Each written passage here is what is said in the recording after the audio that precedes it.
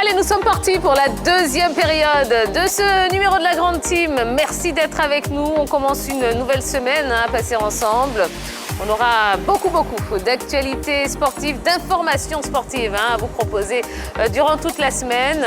Et vous connaissez le rendez-vous, la Grande Team. Eh bien, c'est du lundi au vendredi de 20h30 à 22h. Donc, nous serons en direct avec vous pendant 90 minutes. Sans oublier les rediffusions, le lendemain à partir de 8h du matin, ainsi qu'à 14h30. Voilà, aucune raison de rater ne serait-ce qu'une minute de votre rendez-vous préféré.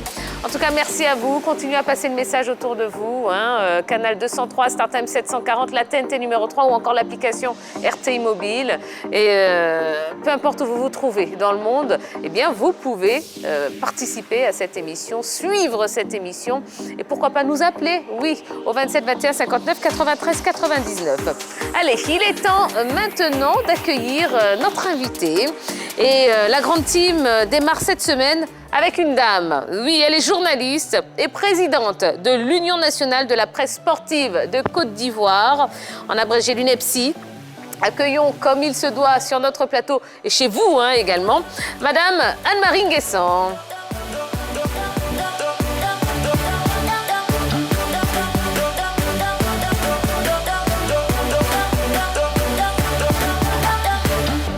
Bonsoir Anne-Marie. Bonsoir. Comment allez-vous? Ça va bien. Merci. Bon, merci d'être avec nous. Je vous en prie. On est ravis vraiment de vous recevoir. Moi également. Alors, Bella Team, je vous présente Madame Anne-Marie Nguessan.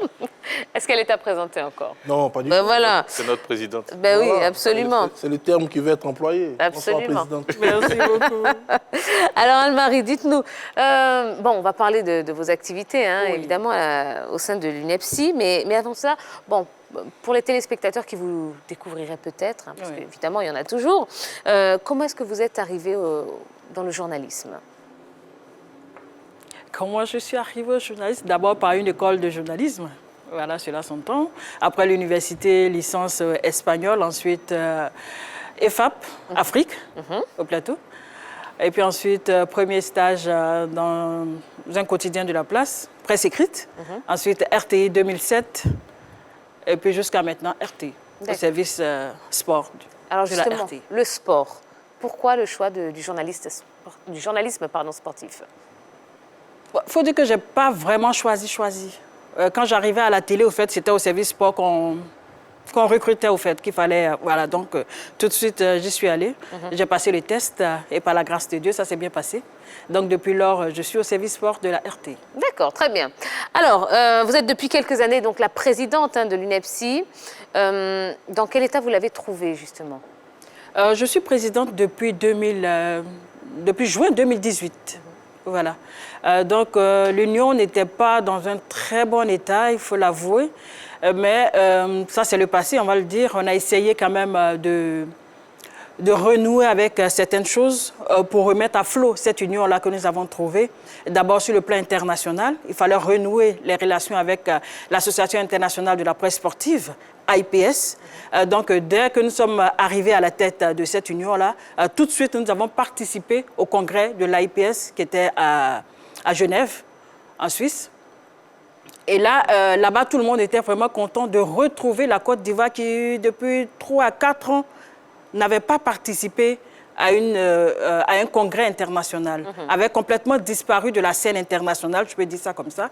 Mais là, le président de l'AIPS international, le président de l'AIPS Afrique, tous les confrères, en tout cas, qui étaient là-bas, de tous les pays, étaient vraiment contents de retrouver la Côte d'Ivoire là. Et ça, c'est grâce au ministère de la Communication que nous avons pu participer pleinement à ce congrès-là en 2018. D'accord, donc ça, c'est l'état dans lequel vous avez trouvé l'Union. Aujourd'hui, qu'est-ce qu'il en est? Aujourd'hui, nous avons essayé de faire beaucoup d'activités. D'abord, essayer de donner un contenu juridique, une identité juridique à cette union-là. Parce que l'union n'avait pas de papier, on a tout essayé, on est allé au ministère de l'Intérieur, on a tout fait pour avoir les papiers en ce qui concerne l'union. Donc là, on peut brandir un papier pour dire que l'union existe pour de vrai. L'UNEPSI, l'Union nationale de la presse sportive de Côte d'Ivoire, existe légalement. Voilà, depuis octobre 2020. On existe légalement. Et puis, on a pu faire des cartes de membres Depuis que l'Union existe, il n'y avait jamais eu de carte de membre. D'accord. Alors, justement, à ce propos, Oui. est-ce qu'on devient automatiquement membre de l'UNEPSI quand on est journaliste ou journaliste sportif, du moins? Ça ne se fait pas automatiquement. Parce qu'il y a deux unions, il y a deux associations de journalistes. Nous, c'est l'union mère. Ok. C'est de nous qu'est sortie l'autre association. Mais nous, on regroupe le plus grand nombre de journalistes. On a 165 membres et il y a 89 qui ont effectivement la carte de membre. Voilà, donc c'est assez consistant quand même. Absolument, Voilà. absolument. Alors Oui, Rijo. justement, parlons de ces deux unions-là, Oui. puisqu'il y a l'UNEPSI et puis il y a l'AJSCI CI. qui est là. Est-ce que depuis votre arrivée, vous avez pensé à unir ou à ramener l'AJSCI au sein même de l'UNEPSI, puisque vous évoquez que l'UNEPSI est l'association mère? Est-ce que déjà il y a eu des démarches qui ont été entreprises pour permettre le retour de ceux qui sont partis? Nous avons entrepris des démarches avant même d'accéder à la tête de l'UNEPSI.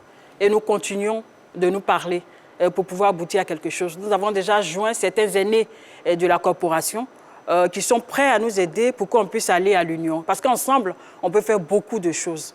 Ensemble, on aura beaucoup plus de visibilité. Et vu que les journalistes de sport de Côte d'Ivoire vont parler tous d'une même voix, ça sera vraiment bien, ne serait-ce que pour les partenaires que nous pouvons avoir. Voilà. Donc nous travaillons à cela, que l'UNEPSI et l'AJSCI deviennent une seule association pour le bonheur, cela s'entend, des journalistes de sport de Côte d'Ivoire. D'accord. Bon, à vous entendre, on pourrait... Voilà, ça pourrait laisser sous-entendre qu'il y a quand même quelques points de discorde. Est-ce qu'il y a des choses qui bloquent aujourd'hui? Pas vraiment, en fait. Je dirais pas vraiment. Dans les prochains jours, au fait, on sera situé. Parce que nous sommes très bien avancés en ce qui concerne les pourparlers. Je crois que ça va s'arranger, les choses vont s'arranger. Je n'ose pas donner de délai, mais vous aurez l'occasion de voir que l'UNEPSI et l'AJSCI vont finir par se retrouver autour de l'essentiel. Bon, Parce que ce qui nous Oui. assemble, ce qui nous unit, est beaucoup plus fort que ce qui nous divise. Voilà. Donc, il y a quand même des choses qui divisent. Plus ou Bon. moins, puisqu'il y a deux associations, donc Oui. cela s'entend. Il y a l'union et il y a l'association. D'accord. Donc, voilà, donc forcément, il y a des différences à faire. D'accord, bon, très bien. Alors, parlons de ce qui fait l'actualité de l'Union. C'est ce projet Balater. Alors, est-ce que vous pouvez nous expliquer d'où est parti ce projet, comment il est né, et puis surtout, quel est l'objectif de ce projet? D'accord. Balater, c'est une action citoyenne. Nous avons eu l'idée avec Frédéric Conan, qui est le directeur de communication du comité de normalisation de la FIF. Voilà, à deux, nous avons réfléchi, nous avons vu un peu ce qui se passe sur les réseaux sociaux notamment. Nous avons vu que les journalistes de sport, par moments, se crêpent un peu les chiens par rapport à tout ce qui se passe, par rapport au processus électoral. Alors nous nous sommes dit, on peut faire quelque chose. Il faut qu'on fasse quelque chose. Donc nous avons réfléchi, on s'est dit, il y a trois personnalités du football qui ont excusez-moi, du mot des suiveurs, qui ont des personnes qui les suivent, qui font beaucoup d'histoires sur les réseaux sociaux. Alors, si on passe par ces personnes-là, c'est clair que ces personnalités vont donner des messages forts à ces personnes-là, à leur comment je vais dire, je peux employer le mot suiveur, oui. à ces personnes qui les suivent, À leurs sympathisants. à leurs sympathisants, pour leur dire calmez-vous, l'élection, ce n'est pas la guerre. Alors là, du tout. En qui plus est, nous sommes au football, et le football, on parle de fair play, on parle de solidarité, on parle d'équité, on parle d'inclusion, on parle de beaucoup de choses. Le football a des valeurs, mais cela ne se voit pas. Depuis que le débat des élections a commencé, ça ne se voit pas du tout. On aime le football, mais on n'aime pas ses valeurs. On a oublié les valeurs du football. Alors nous, on a décidé de remettre cela sur la table pour dire que, stop, le football a des valeurs qu'il va falloir respecter. Alors, rapidement, il y a des confrères qui ne croient pas déjà en ce projet de Balater. Pour eux, c'est quelque chose qui ne va pas aboutir. Heureusement qu'ils ne sont pas nombreux parce qu'il y a la majorité des journalistes de sport et la majorité des journalistes d'abord ont adhéré à ce concept de Balater pour un football qui gagne. Présidente, le concept Balater se crée juste après la visite des présidents Gianni Infantino et Patrice Motsepe. Au moment où on annonce un consensus qui devait être piloté par l'ambassadeur Jacques Anouma, beaucoup de personnes ont fait un lien entre le projet Balater et le consensus que doit mener le président Jacques Anouma. Qu'en est-il réellement? Bon, moi, je n'ai jamais entendu que le président Jacques Anouma doit mener des consensus. Ça, c'est vous qui le dites. Ça, je ne sais pas du tout. Je n'ai pas cette information. Ce que je sais, c'est que nous prenons l'apaisement avant les élections à la FIFA. Nous prenons l'apaisement. Nous voulons qu'on se respecte. Nous voulons qu'on se parle avec beaucoup de respect. Parce que nos différences sont là, certes. Nos différends également sont là, certes. Mais on peut se parler pour s'enrichir. On peut se parler dans le respect pour s'entendre sur l'essentiel qui est le développement de notre football qui est en train de prendre un coup. Voilà, nous tous on le voit, au fait, le football ivoirien est en train de régresser et nous tous, chacun de nous pouvons faire quelque chose pour sauver ce football-là. C'est ce que nous essayons de faire en prenant balle à terre pour le développement d'un football, pour dire aux acteurs que vous devez vous retrouver. Nous sommes tous des Ivoiriens, on peut se parler, on peut s'entendre, on ne va pas toujours... s'attaquer, on ne va pas toujours, j'allais dire, utiliser les gros mots sur les réseaux sociaux. Ben non, l'Ivoirien, c'est quelqu'un qui est vraiment, qui aime la paix, au fait. Donc, nous prenons le rassemblement, la paix autour du football pour le développement de ce football-là. Et chacun, je vous assure, peut jouer sa partition. Est-ce que le mouvement Balle à terre va s'étendre au niveau des membres actifs et des groupements d'intérêt qui vont prendre part, bien évidemment, surtout à cette élection à venir? Oui. La cible de Balle à terre, en fait, ce sont les acteurs du football ivoirien et tous les sympathisants qui aiment le football ivoirien et par extension, bien sûr, la population ivoirienne. Parce que Balle à terre, c'est un concept qui concerne tous les domaines, en fait. Même chez nous, à la maison, quand il y a des disputes, on peut dire Balle à terre. En entreprise, quand il y a quelque chose, on peut dire Balle à terre. On peut se parler tranquillement. Qui plus est dans le football, évidemment que les dirigeants et les présidents de clubs sont concernés par cette affaire de Balle à terre. Tout le monde est concerné. Mettons Balle à terre pour pouvoir avancer. Alors, oui, allez-y. Oui, alors, on sait que les 3 potentiels candidats se sont rencontrés lors de cette cérémonie de lancement. Tout à fait. Maintenant, je veux savoir comment s'est faite l'approche, comment vous êtes allé avec ces 3 candidats et ces 3 potentiels candidats, puisque je vais employer le terme potentiel. Et quelle a été déjà leur réaction dès que vous êtes arrivés?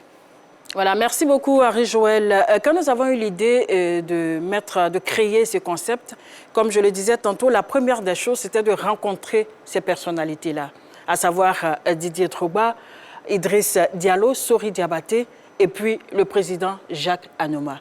Donc nous avons commencé, bien sûr, nos échanges par le président Jacques Anouma. Nous sommes allés le voir, nous lui avons expliqué notre concept. Il a dit « Ah, c'est vraiment une très belle chose, au fait. » de penser à mettre ensemble les acteurs, de penser à unifier, à parler de paix dans un moment assez sensible. Moi, j'adhère au fait, il n'y a pas de problème. Vous avez mes encouragements, vous pouvez y aller. Donc là, on contacte le président Sori Diabaté, qui lui non plus ne voit pas d'inconvénient à nous recevoir. Donc il nous reçoit, on lui explique le projet, qu'on veut rassembler les différents acteurs. On veut que vous, acteurs principaux de ce processus électoral-là, vous puissiez donner un message fort à tous ceux qui nous suivent, à tous les acteurs du football ivoirien. Il dit « OK, qu'à cela ne tienne ». Pareil pour Didier Drogba, on va le voir. Il dit « Ah, il est surpris que ça vienne des Ivoiriens ». Parce qu'en général, quand il y a une crise qu'on gère, ça vient toujours de l'extérieur, en fait. Et là, c'est des jeunes Ivoiriens qui ont décidé d'apaiser un peu la tension. Donc lui, il est ambassadeur de la paix. Tout de suite, c'est OK pour lui, au fait, pour le concept. Donc il y va. On rencontre également M. Idriss Diallo, qui dit qu'il n'y a pas de problème, que là, on est en train d'enfoncer une porte déjà ouverte, parce que lui, il parle déjà de rassemblement. Voilà, donc il est open. Donc voilà, ils nous ont dit qu'ils vont nous accompagner jusqu'au bout pour qu'on puisse passer notre message à toute la population ivoirienne, en passant bien sûr par les concernés, les acteurs du football ivoirien. Donc c'est ce qui a été fait par la grâce de Dieu. Ils ont répondu, ils nous ont fait honneur en venant honorer cette cérémonie-là, en passant ce message fort-là à tout le monde. Voilà, nous sommes là. Le football, ce n'est pas la guerre, le football, c'est la paix. Le football a des valeurs, le football, c'est le fair play. La preuve, ils l'ont dit, hein, on se parle. Qu'en est-il aussi du ministère de tutelle? Voilà. On a eu l'adhésion également du ministère de tutelle. À la cérémonie, le directeur de cabinet, M. Alain Yao François, était là également pour apporter la caution du ministre des Sports Dan Opoulin, à qui nous disons infiniment merci pour ce geste-là, pour cette adhésion-là à ce concept. Nous disons également, j'en profite, allez-y, mais je vous en prie. Nous disons également merci à la présidente du CONOR qui également a dit c'est une très bonne idée. Tant que c'est pour faciliter les choses, tant que c'est pour apaiser les choses, nous, on est d'accord. Voilà, c'est pour ça que je veux profiter de votre antenne pour lancer un message à tout le monde. Balater, ce n'est pas pour organiser des élections. On n'est pas là-dedans, en fait. On veut juste le développement du football. On veut juste que tout s'apaise. On veut juste que les Ivoiriens puissent se parler dans le respect, dans la sérénité, dans le calme. Voilà, pour que de grandes choses puissent sortir de là. Alors, après ce lancement, quelles actions est-ce que vous allez mener concrètement pour qu'on mette vraiment Balater? Nous allons nous attaquer d'emblée aux réseaux sociaux. Parce que c'est sur les réseaux sociaux que tout se passe. C'est sur les réseaux sociaux que les fake news sont là. C'est sur les réseaux sociaux que les gens s'insultent. C'est sur les réseaux sociaux qu'on ne connaît pas une personnalité et on peut l'attaquer tranquillement, sans avoir peur. Mais non, on ne va pas continuer comme ça, au fait. Donc, on va continuer là, on va commencer la sensibilisation sur les réseaux sociaux. Parler à ceux qui sont sur les réseaux sociaux de mettre également Balater. Et puis nous allons entamer une caravane dans toute la Côte d'Ivoire pour prôner la paix, pour prôner les vertus du football. Parce que j'ai l'impression qu'on a complètement oublié ces vertus du football-là, au fait. On parle de foot, mais quand on dit foot, c'est fair play. Quand on dit foot, c'est solidarité. Quand on dit foot, c'est équité. Quand on dit foot, c'est inclusion. Voilà, donc il faut rappeler à toutes ces personnes-là l'importance des valeurs du football ivoirien. C'est ce que nous voulons faire, en fait. Simplement ça. D'accord. Bon, eh bien, très bien. Vous restez avec nous, puisque... Ah bah oui, on ne va pas bouder notre plaisir. On ne va pas se priver de votre présence, Anne-Marie Nguessan. Nous allons continuer tout de suite à parler des éléphants qui ont affronté le Burkina Faso ce samedi au stade des Bimpe. C'est l'actu de ce soir.